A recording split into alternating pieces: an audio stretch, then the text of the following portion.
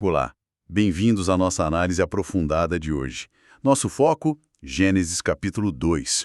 Se no capítulo 1 a gente teve aquela visão panorâmica, sabe, os 7 dias da criação, agora a gente vai mergulhar nos detalhes, na formação da humanidade, no seu primeiro lar, o Jardim do Éden. Para nossa conversa, a gente está se baseando em algumas fontes bem legais, trechos da Bíblia de Estudo Roman e da Nova Almeida Atualizada, a NAA. E também um artigo super interessante do Kenneth Matthews, que compara Gênesis com outros mitos antigos lá do Oriente Próximo. Ajuda a gente a ver o que faz Gênesis ser diferente.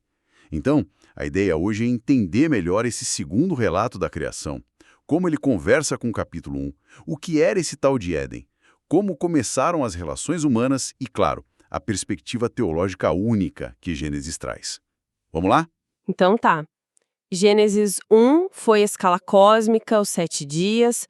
Onde que Gênesis 2 entra nessa história toda? É outra versão? Complementa? Como funciona? Olha, é melhor eu ver como um complemento mesmo, tipo um zoom. Gênesis 1 dá o quadro geral, a sequência dos dias. Já o capítulo 2, ele parece focar, sabe? Detalhar o que aconteceu ali no 6º dia, especificamente a criação do homem, da mulher, a preparação do ambiente para eles. A perspectiva muda bastante, né? Do cósmico para o terrestre para o pessoal. As fontes, tipo a Holman, apontam bem para essa função de detalhamento mesmo. Entendi. É como se a câmera mudasse de uma visão panorâmica para um close-up, né? Exato. E logo de cara uma coisa que salta aos olhos é o nome de Deus. No capítulo 1 é mais Deus, né? Elohim. Aqui no 2, a partir do versículo 4, aparece Senhor Deus. YHW Elohim. Isso é só estilo ou tem algo mais aí? Ah, tem muito mais. O uso combinado IOHHH Elohim, como a Ná e a Roman destacam, é super significativo. Elohim remete mais àquele poder transcendente de Deus como Criador, que a gente viu bastante no capítulo 1. Agora, IOHHH, esse é o nome da aliança, o nome pessoal de Deus, que fala de relacionamento, de proximidade. Usar os dois juntos, logo aqui no começo da história humana mais detalhada, o que isso mostra? Que o Criador Todo-Poderoso é também um Deus pessoal, sabe? Que busca um relacionamento íntimo. Interessante. Já estabelece um tom diferente para o capítulo, então. Poder e pessoalidade juntos. Isso. E já contrasta bastante com muitas visões de deuses do Antigo Oriente Próximo que eram muitas vezes distantes ou ligados só a forças da natureza. Faz sentido. E antes da gente entrar no Éden e na criação do homem, o capítulo 2 começa com o 7º dia. Parece que está terminando o capítulo 1, né? Deus terminou a obra e descansou. Sim, Gênesis 2.2 e 3 fecham a semana da criação. E esse conceito de Deus descansando, santificando o 7º dia, o sábado, nossa, é muito rico teologicamente. Não é um descanso de cansaço, claro. É mais como estabelecer um ritmo para a criação. Um ciclo de trabalho e repouso. Deus abençoa e separa esse dia. E aqui, o artigo do Matthews traz uma luz importante. Ele mostra como essa ideia de um Criador que termina a obra e institui um dia sagrado de descanso é bem particular de Gênesis, viu? Como assim, particular? É que nos mitos da Babilônia, do Egito, a criação muitas vezes era resultado de luta entre deuses ou ciclos que nunca paravam. Não tinha essa noção de um Criador que intencionalmente para, contempla e santifica um tempo para descanso. Entendi. Uma diferença fundamental, Jair. Bom, agora sim. A criação do homem 2.7. A linguagem é bem física, né? Deus forma o homem do pó da terra, Afar, e sopra vida nele. Bem diferente do haja luz. Exatamente, a linguagem é outra. Formar, em hebraico yatsar, lembra mesmo um oleiro moldando o barro. A conexão com a terra, o pó Afar, mostra nossa ligação com o material, nossa finitude. Mas o ponto-chave é, a vida não brota sozinha. É Deus quem sopra nas suas narinas o fôlego de vida, Nishmat Chaim. A Bíblia Roman ressalta bem isso, essa natureza dupla. Somos terreno, mas animados pelo sopro divino. Isso dá uma dignidade, um status único, diferente dos animais que aparecem depois aqui no capítulo 2. Quer dizer, já estabelece o ser humano como especial desde o modo como foi criado. Sim. E, de novo, pensa no contraste. Em alguns mitos antigos, os humanos eram quase um acidente ou criados só para servir os deuses. Aqui não. A criação é intencional, íntima. E para esse ser humano especial, um lugar especial. O Jardim do Éden. A descrição em 2:8 a 14 é bem detalhada, né? Fala de rios, tenta localizar. Pois é, o Éden é descrito como um oásis, um santuário cheio de vida, bem irrigado por um rio que se divide em 4. Pison, Gion, Tigre, que é o Hiddekel, e o Eufrates. As bíblias de estudo, tipo a NA com os mapas, até discutem as tentativas de identificar esses rios. Tigre e Eufrates a gente conhece. Agora, Pison e Gion são mais misteriosos. Talvez nomes antigos, ou a geografia mudou. Pode ser. Mas o ponto principal ali, teologicamente falando, não é um mapa exato para o GPS, sabe? É mostrar que Deus preparou um ambiente perfeito, seguro, com tudo que a humanidade precisava para florescer. Um presente mesmo.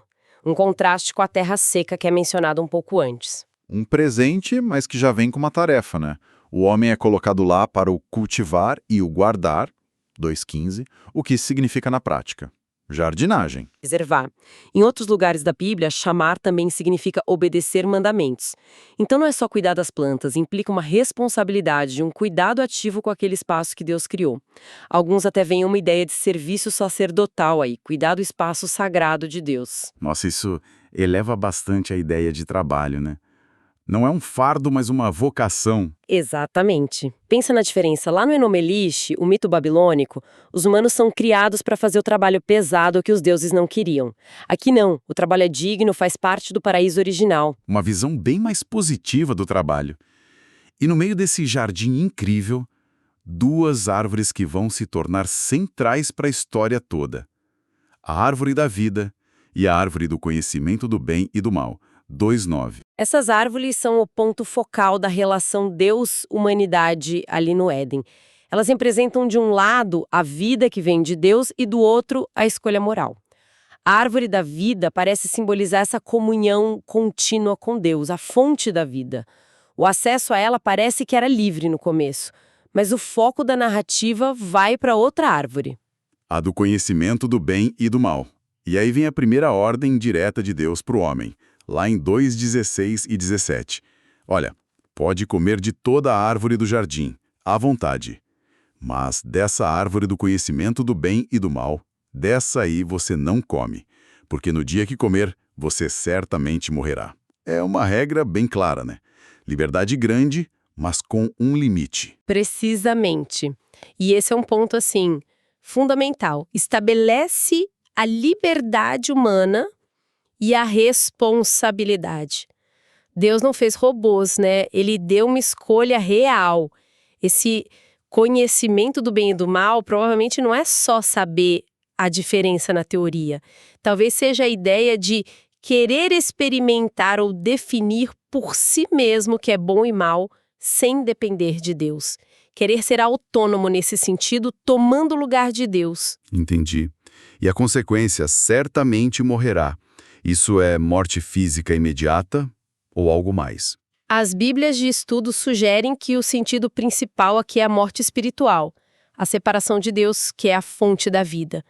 Claro que, eventualmente, isso leva também à morte física, mas a ruptura imediata é no relacionamento com Deus.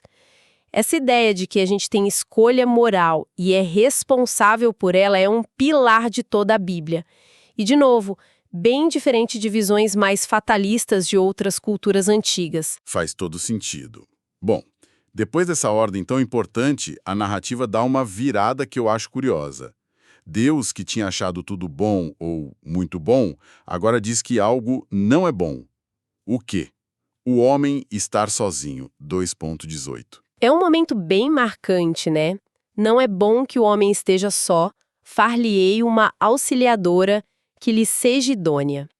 Essa frase de Deus dá início a uma busca por companhia. Primeiro Deus forma os animais e traz para o homem, para Adão, dar nome a eles, 2:19 e 20, E esse ato de nomear, como a Roman e a Nali comentam, tem peso. O que significa nomear nesse contexto? No pensamento antigo, dar nome a algo mostrava que você entendia a natureza daquilo e também implicava uma certa autoridade ou responsabilidade sobre a coisa nomeada. Adão está exercendo essa capacidade que Deus deu a ele. Ok, ele nomeia os bichos. Mas aí o texto diz que, mesmo assim, não se achava para ele auxiliadora que lhe fosse idônea. Nenhum animal serviu para essa função de companhia. Exato! A narrativa cria essa expectativa, sabe? Adão interage com a criação, exerce seu papel, mas a solidão continua ali. Nenhum animal, por mais legal que fosse, era um parceiro de verdade para ele. Nenhum deles era essa ezer kenegdo. Essa expressão hebraica é chave. Ezer é ajudadora, auxílio. Kenegdo significa algo como correspondente a ele, diante dele, ao lado dele. Indica parceria, complementariedade, alguém do mesmo nível, não inferior. Então, a busca continua. E aí sim vem a criação da mulher. Isso. A falta de um exerquênido entre os animais prepara o terreno para o ápice da criação nesse capítulo, a mulher. E o jeito que Deus faz é, de novo, super íntimo e único. Deus faz Adão cair num sono profundo, tira uma parte do seu lado, a palavra hebraica é tsela. Muitas vezes traduzem como costela, mas pode significar lado mesmo, como a Roman ponta, o que sugere uma origem de igualdade, sabe? E dessa tsela, Deus constrói, o verbo é baná, a mulher 2.21-22. E a reação de Adão quando a vê, 2:23, é quase um poema. Esta sim, é osso dos meus ossos, carne da minha carne. Ela será chamada Ishá, mulher, porque do Ish, homem, foi tirada. É uma explosão de alegria, de reconhecimento. Ele olha para ela e vê, finalmente, alguém como eu. Alguém da mesma essência, a parceira perfeita. E essa brincadeira de palavras que ele faz, Ish, Ishá, mulher, reforça demais essa unidade e complementariedade. As fontes explicam bem isso. A criação da mulher não é tipo um plano B. É a solução divina para o não bom da solidão. É o clímax da criação da humanidade como um ser relacional. Faz todo sentido ver assim. E isso leva direto para aquela declaração sobre casamento, em 2.24, né? Por isso o homem deixa pai e mãe e se une à sua mulher. E os dois se tornam uma só carne. Isso parece definir um padrão ali. Com certeza. Esse versículo é visto como a base bíblica para o casamento. A Roman e a NAA ressaltam isso. Descreve a formação de uma nova unidade familiar. Um vínculo tão profundo que envolve tudo, espírito, emoção, corpo, que ele passa a ter prioridade até sobre o laço com os pais.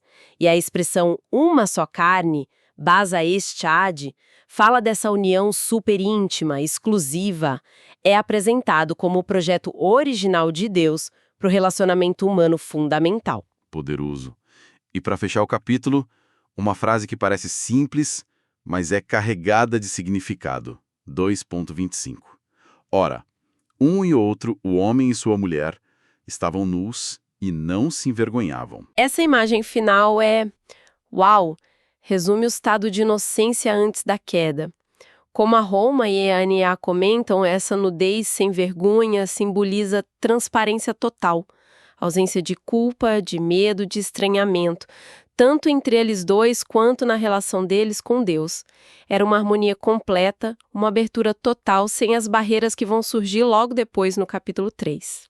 Então, juntando tudo isso, qual a grande mensagem de Gênesis 2 e por que essa narrativa, junto com a do capítulo 1, é tão diferente, tão única no seu contexto cultural, como Matthews argumenta? Olha, se a gente conecta os pontos, Gênesis 1 e 2 juntos dão uma visão de mundo que era revolucionária para a época. Primeiro, como a gente já falou um pouco, um Deus único, soberano, pessoal, moral, que cria por propósito, por palavra, não por briga ou necessidade, como em muitos mitos politeístas ali da região. Segundo, a dignidade da humanidade. é imensa. Criada à imagem de Deus, capítulo 1, formada com cuidado íntimo, capítulo 2, com o propósito nobre, cuidar, se relacionar, não é para ser escravo de Deus nenhum.